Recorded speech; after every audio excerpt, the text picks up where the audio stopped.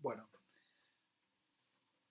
pues voy a dedicarme a hacer mi rutina de pedalear media hora por la mañana y media hora por la tarde. Pero he decidido que sería bueno leerme el libro de Elizabeth Duval, Reina, mientras estoy aquí pedaleando.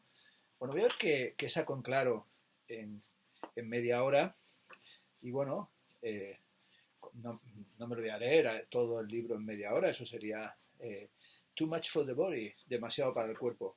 Pero sí voy a hacer una cosa que es ir leyendo a saltos, porque bueno, también los libros, igual que pueden leerse mientras se pedalea, que es algo que yo hago con bastante frecuencia, porque si no, estar aquí en este potro de tortura durante media hora, 45 minutos, a veces una hora, cuando me pongo en plan ya superstar, pues es realmente muy fatigoso si uno está viendo una película de Godard, Truffaut, Pasolini o David Lynch, o sobre todo si uno está leyendo un buen libro. Por tanto, después de haber hecho manitas con el libro de Elizabeth Duval, voy a ponerme a leerlo. Bueno, veo que empieza aquí eh, con dos citas así en plan cuasi disuasorio, una de Jacques Derrida, el monologuismo el monolingüismo del otro, y otra de los escritos de Jacques Lacan sobre el significante, sobre l'esquisse d'autobiographie de la anamnesis, la Bildungsroman intelectual. Esto me encanta, ¿no? Nada más empezar una Bildungsroman intelectual. Lo que esbozo, dice aquí la traducción del texto de Derrida aquí, no es en absoluto el principio de un bosquejo de autobiografía o de anamnesis, ni siquiera un tímido intento de Bildungsroman intelectual. Sería no tanto la exposición de mí mismo como la exposición de aquello que me habrá obstaculizado en esta autoexposición. Bueno, aquí se le ve a Derrida muy Montaigne, ¿no? He decidido escribir sobre aquello que tengo más cerca de mí mismo, esto es, yo mismo. Bueno, comienza el libro hablando de el ennui, lo llaman ennui, paseo sola, doy vueltas por el centro, pido café en las terrazas, al borde del barrio latino. París no es París todavía. Bueno, París es mucho París. A mí no me gusta nada. Es decir, me parece París una de las ciudades más aburridas, tediosas, soporíferas que he visitado jamás. Bueno, aquí hablan del color, tejado, fachada a la Haussmann, artista demoledor. De entre todo lo que dijo Balzac, y Balzac lo dijo todo, yo elijo apropiarme de lo siguiente. En París cuchicheo sobre todo, me consuelo con todo, me río de todo, lo olvido todo, lo deseo todo, lo pruebo todo, lo tomo todo con pasión y lo abandono todo despreocupadamente. Bueno, parece como si Elizabeth Duval estuviera aquí comenzando ya con Lenui y también con Haussmann y con Balzac. Estuviera comenzando un ejercicio de flânerie cuasi benjaminiana, o tal vez a lo mejor este libro es una versión reina de Le Passant de Paris, del campesino de París, o mejor, el paisano de París. Bueno, para uno que es de Plasencia, como soy yo, y como creo que también lo es la familia de Elizabeth Duval, pues hablar de los paisanos y también de los forasteros es una cuestión muy frecuente en aquellas tierras pseudo-aristocráticas o pseudo-nobiliarias del cantón de Plasencia que pretenden incluso no ser ni siquiera extremeños. Efectivamente, Balzac habló de todo en la comedia humana, pero también este Balzac es el Balzac que hablaba del maravilloso arte de la botánica del asfalto, eh, pero también aquella frase de Baudelaire, ¿no? Quien se aburra en el seno de la multitud es un imbécil, y yo le desprecio. No busco, dice en la página 11, convertir mi vida en literatura de viajes, menos aún transcribir un diario intimista, menos mal. Al mudarme a París y empezar el primer año de Filosofía y Letras Modernas entre dos universidades, la París I y la París III, lo que pretendo es envolver absolutamente todas las palabras, reducir todos y cada uno de los componentes de la existencia a su posición en esta dialéctica vital entre sujeto y predicado, cometido muy pretencioso y muy difícil de declamar sin trabarse. Bueno, evidentemente también declamar algo sin trabarse encima de una bicicleta es difícil. Extraño el tono del comienzo del ensayo, en el que aparece como una especie entre totalidad o un intento de hablar de una totalidad o una experiencia del todo, envolverme absolutamente todo con la palabra. Cuenta que se instala lejos del centro, en la Croix-en-Brie, un pueblo desdeñable, un nombre ridículo, y que vengo del centro de Madrid, no estoy acostumbrada ni a los árboles, ni a los bichos, ni a las inmensidades verdes, huyo de los nativos y miro a todo caudaciano por encima del hombro. Bueno, pero Elizabeth, Madrid es una de las ciudades con mayor cantidad de parques del mundo. Es decir, que aunque vengas del centro de Madrid, Madrid está llena de parques. El Retiro, el Parque de Arganzuela, Madrid Río, la Casa de Campo. Bueno, muchos plátanos en la ciudad de Madrid, como aquellos árboles a los que se encadenó Tita Thyssen para impedir que los cortaran en el Paseo del Prado, en uno de los performances sadomasos más maravillosos que ha dado nuestro país. Solo se puede, dice en el segundo fragmento, escribir en presente. Yo escribo, incluso yo escribía, se refiere a un tiempo presente pasado, en el cual trascendemos yo escribiré en un momento transitorio del futuro. Bueno, esta idea de yo escribo, que también está muy en la línea de las maravillosas reflexiones de Maurice Blanchot en El espacio literario. Escribir es prepararse para escribir como si ya estuviéramos muertos, o escribir es la enseñanza del morir, o a lo mejor escribir es una enseñanza mistérico-eleusina.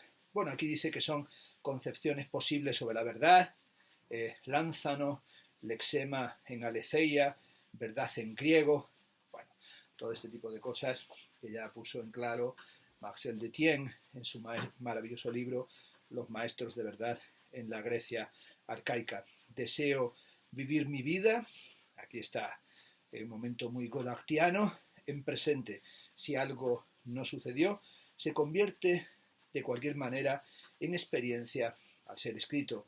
Si realmente fue vivido, también fue en concurrencia escrito. Los actos y las palabras como unidad de sentido. Esto se podría darle muchas vueltas a esta idea de la relación entre escritura y vida y la idea de una unidad de sentido.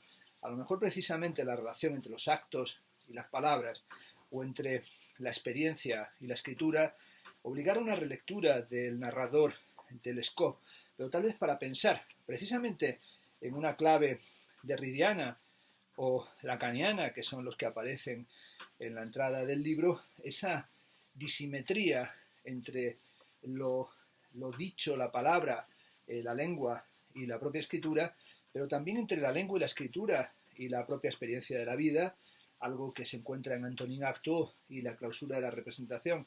Es decir, si es posible poner en escena la vida en lo que ésta tiene de irrepresentable. Bueno, habla de encuentros, como el encuentro a la salida de las clases de lingüística con una chica vasca, de lecturas. Aquí aparece nada más y nada menos que el Gorgias de Platón.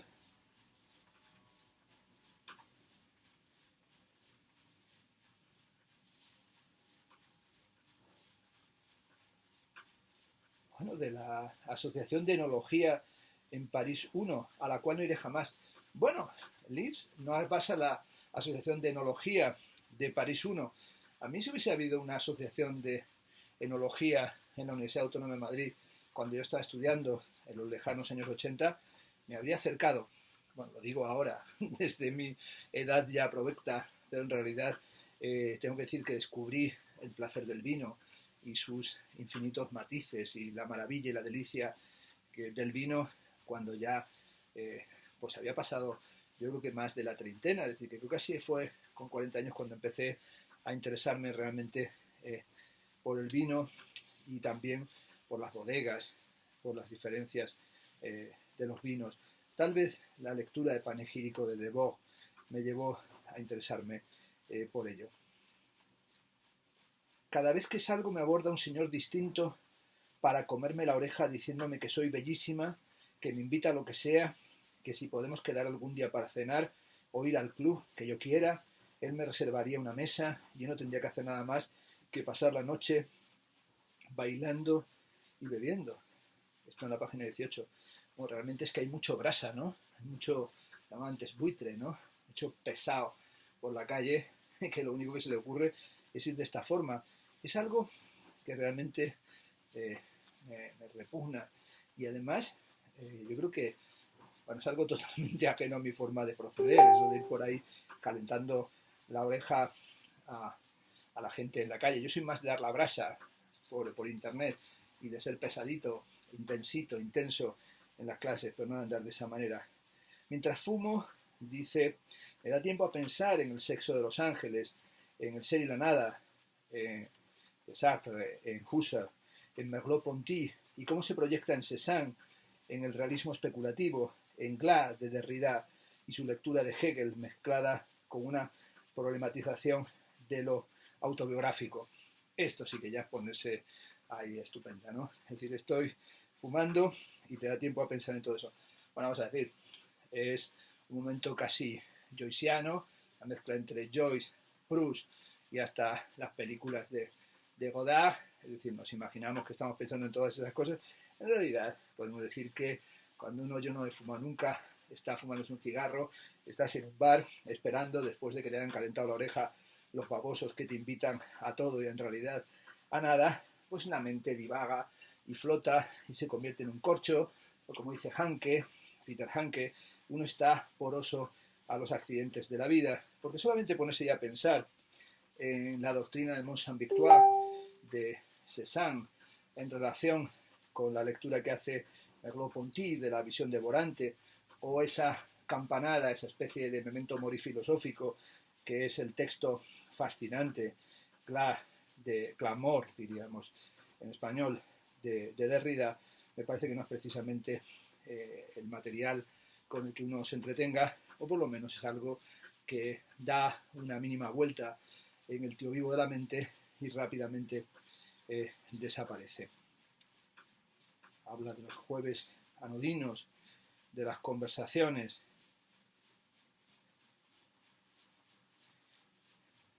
del animal fleur, de Godard, que aquí aparece, que ya me parecía a mí que de algo de esto podría haber en el libro. Me esfuerzo, dice en la página 22, en la mentira de escribir París en presente, pero esta ciudad es un pretérito perpetuo simple. Como Madrid, dice, no, son nostalgias bien distintas. Madrid se escribe en pasado porque es incapaz de acordarse de sí misma, porque olvida, porque se olvida, porque se construye en la desmemoria y la amnesia.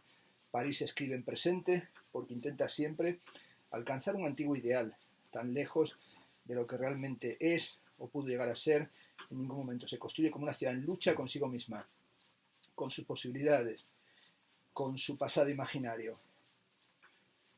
Mas y sí, la vanidad resume todas las pasiones. Tampoco estoy nada seguro de que Madrid sea una ciudad que se olvida porque se construye en la desmemoria. He dicho en muchas ocasiones que Madrid tiene algo de poblachón manchego y en realidad no creo que se construya ni en la memoria, ni en el olvido, ni en la desmemoria, ni en el desmantelamiento de toda experiencia, sino que en realidad es una ciudad agregativa, ¿no? Como pulposa, tentacular, de metástasis, que se extiende, que devora los territorios, pero que en realidad tampoco tiene una memoria que convocar, como no sea la memoria del Madrid de las tertulias, por otra parte admirable, del tiempo de las vanguardias, desde Valle Inclán hasta Ramón Gómez la Serna o Cansino Sassens, el Madrid ultraísta, El Madrid cuasi futurista, como saludó Marinetti a Ramón Gómez de la Serna y a sus secuaces en la sagrada cripta del Café de Pombo. Tampoco creo que se haya dado mucha vuelta sobre el Madrid franquista, que yo detesto, o sobre el Madrid del Real Madrid, equipo que le tengo una manía que no lo puedo aguantar, o el Madrid de la movida, del que pues, por edad yo fui contemporáneo. Pero me parece que esta reflexión sobre memoria y olvido, o desmemorias y ausencias entre París y Madrid, tal vez sería algo interesante darle algunas vueltas. Bueno, aquí sale Rosalía. Yo soy una chavala de Alcalá de Henares. Aquí aparece incluso Brecht, ¿no? Primero está Bertolt Brecht, primero está la comida, después la moral, bueno, también la duda de si Netflix paga en negro, o cómo paga, y dice, caigo en lo difícil que me sería volver a Madrid para los estudios y romper con toda mi rutina. Se lo cuento a algunos compañeros de clase, se lo cuento a Aurore. Aprovecho que estoy en Francia y no en España para consultar a todo el mundo sobre ello. Es siempre algo que me planteé, ¿no? Es decir, esa necesidad de estudiar en tu ciudad o fuera de ella. Yo tuve que estudiar fuera de la ciudad en la que nací. Y la verdad es una de las mejores cosas que me ha podido nunca suceder. Aparecen aquí incluso Zetangana o Lara del Rey. Luego dice en la página 27, no he tenido que vivir como una persona trans y no he tenido que vivir como tal por todos los privilegios que ostento. No he sentido la necesidad de contarme a mí misma o de producir una narrativa en la cual ser trans ocupe un lugar central.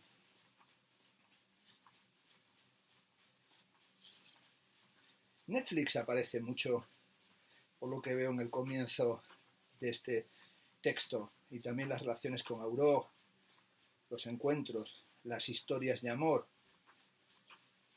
Qué hermoso el libro Fragmentos de un discurso amoroso de Roland Barthes. Sigue siendo un libro al que volver una y otra vez, sobre todo a ese comienzo, ¿no? Donde habla de el átopos, Sócrates, el pectorpedo, esperar una llamada que finalmente nunca se produce.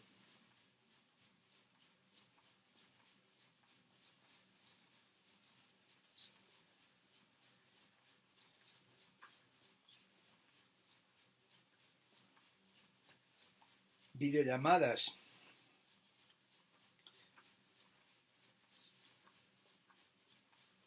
Visitas al Museo d'Orsay. Una exposición temporal de Picasso en la que aparece el retrato de Fernand Olivier, que dice Elisabeth Duval que le encanta.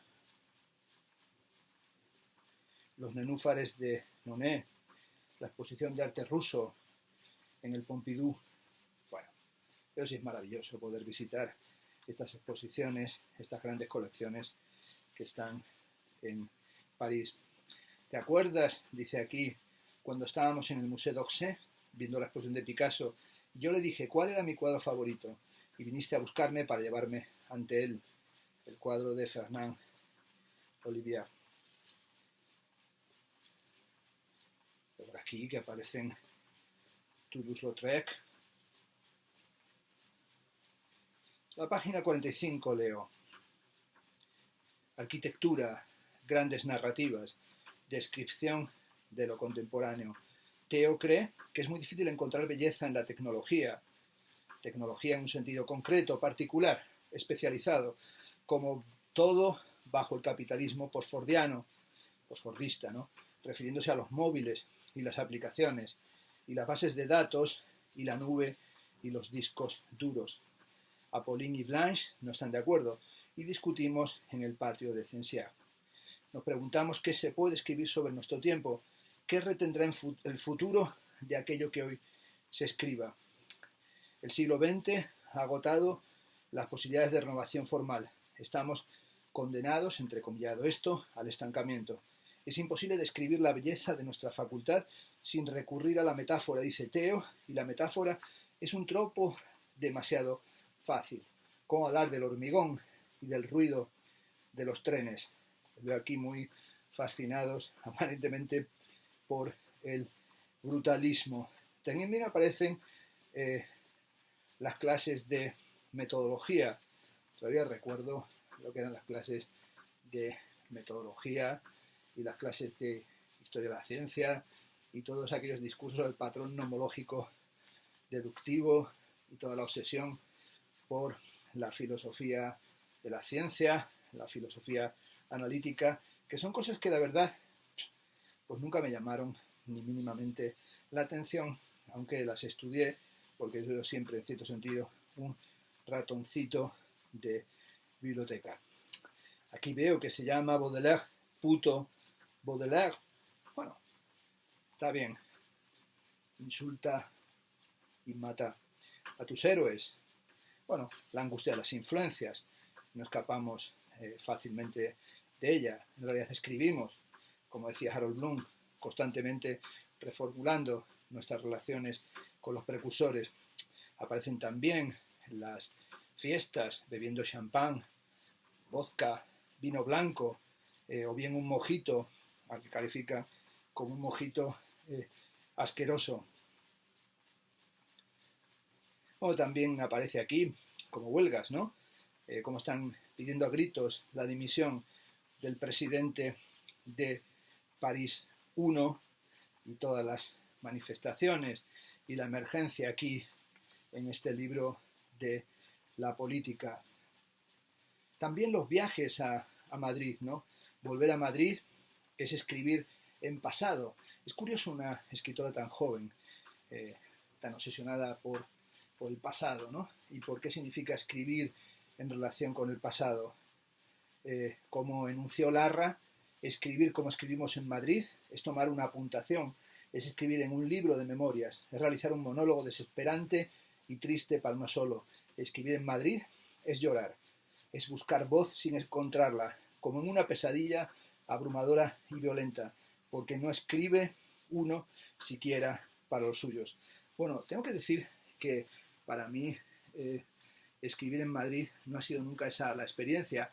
Durante mucho tiempo me peleé con la ciudad y me gustaba pensar que, o decir, enunciar, que me llevaba mal con la ciudad de Madrid y lo decía por todas partes. Hasta creo que me hice, o digo que soy del Barça, me da exactamente igual el fútbol, solamente por ser antimadridista. En realidad, con el paso del tiempo me he dado cuenta que Madrid es una ciudad estupenda, es una ciudad en la que tienes estos azules maravillosos que veo ahora desde la bicicleta, en las que tienes esos increíbles atardeceres que describe al final de su vida Cervantes, esos atardeceres que se pueden ver desde el acueducto, desde el viaducto de Bailén, desde el parque de las Vistillas, pero también tienes ahí cerca la Sierra de Madrid, y ves algunos días desde mi universidad incluso al fondo la nieve.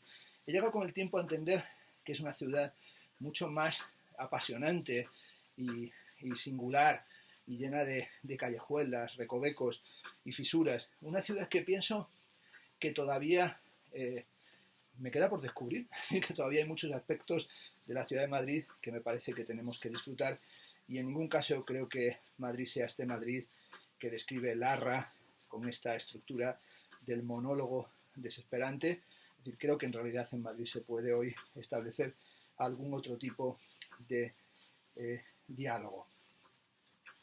No dejan de aparecer las fiestas, el París de los mendigos que dejan sus tarjetas para pedir limosna sin ningún tipo de interacción, y que no hay nada tan indiferente con los mendigos como la actitud que tienen los parisinos hacia ellos.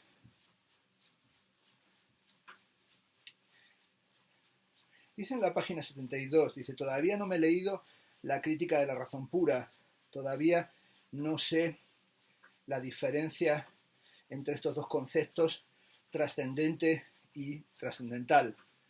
Me encanta que diga esto Elizabeth Duval, porque hay mucho cuñado y mucho hater que constantemente están atacándola, ¿no? Y diciendo que ¿cómo es posible que una persona tan joven sea tan vanidosa y aparezca en todas partes y le hagan entrevistas y tenga tanta repercusión?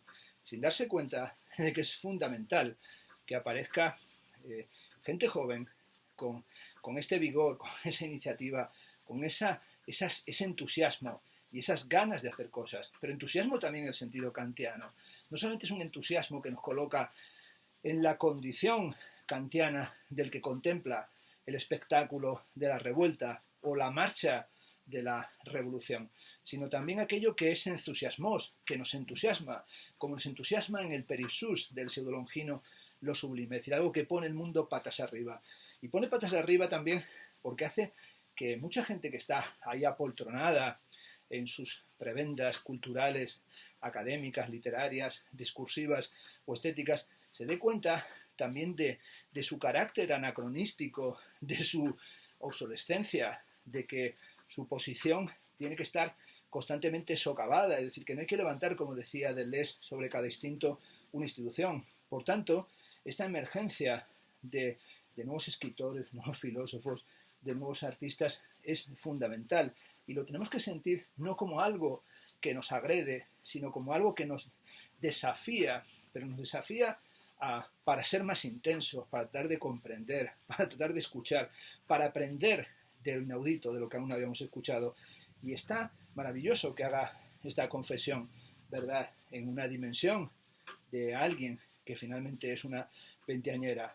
Todavía no ha entendido la diferencia entre trascendente y trascendental y no ha leído la crítica de la razón pura. Esto habla de que no hay solamente vanidad, es decir, no, la carne es triste y me he leído todos los libros. Jamás están leídos todos los libros. Aquí están solamente los libros que están en este despacho y constantemente estoy pensando en todo lo que no he leído, en todo lo que me falta por leer, en todo lo que me gustaría releer y volver a manejar y sobre todo en el placer que me da volver a encontrarme con libros donde encuentro cosas que desconocía, como este libro que estoy hojeando mientras monto aquí en bicicleta. Y es lógico también que diga Elizabeth Duval que aún no ha llegado a captar la diferencia entre trascendente y trascendental.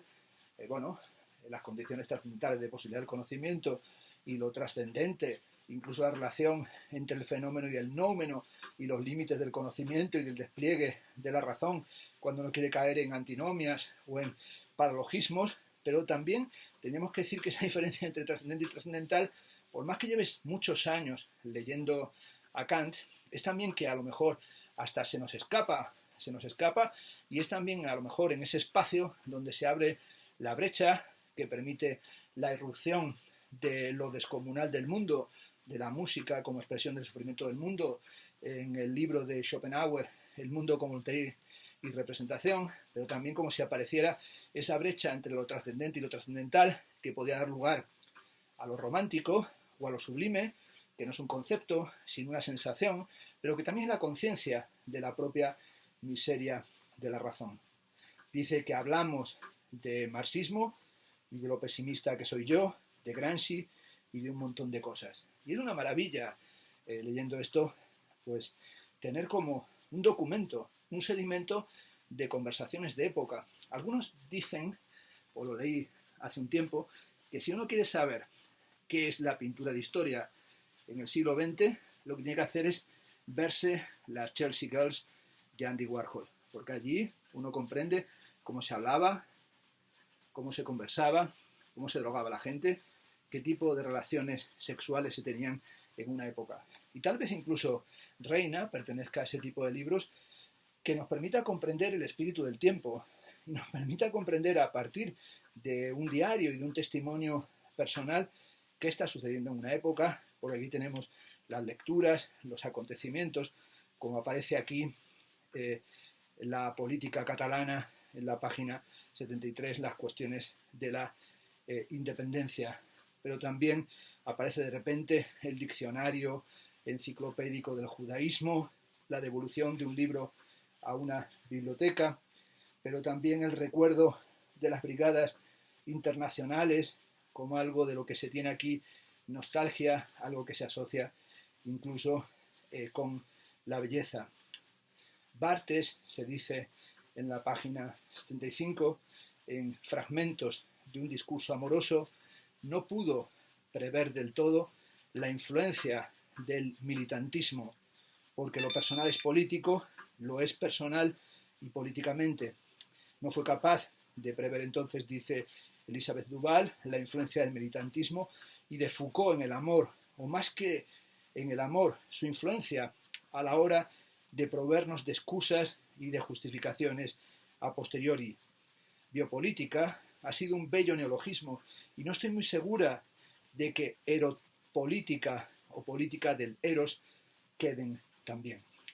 Además, por mucho que no le haya dado un tal nombre, toda política es una política del miedo, una tanatopolítica, una necropolítica, como diría Achille Mbembe, es decir, todo miedo es ya eros y todo eros es ya político y todo deseo mata el amor.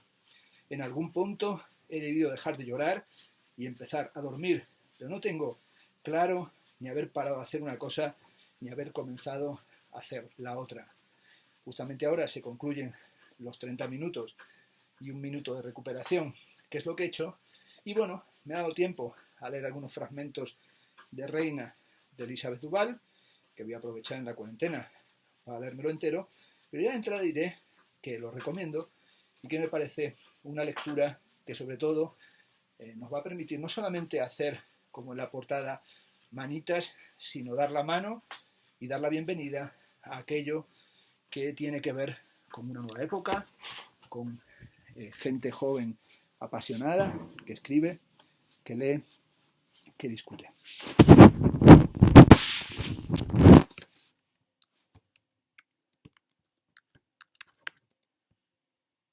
Chao, amigos.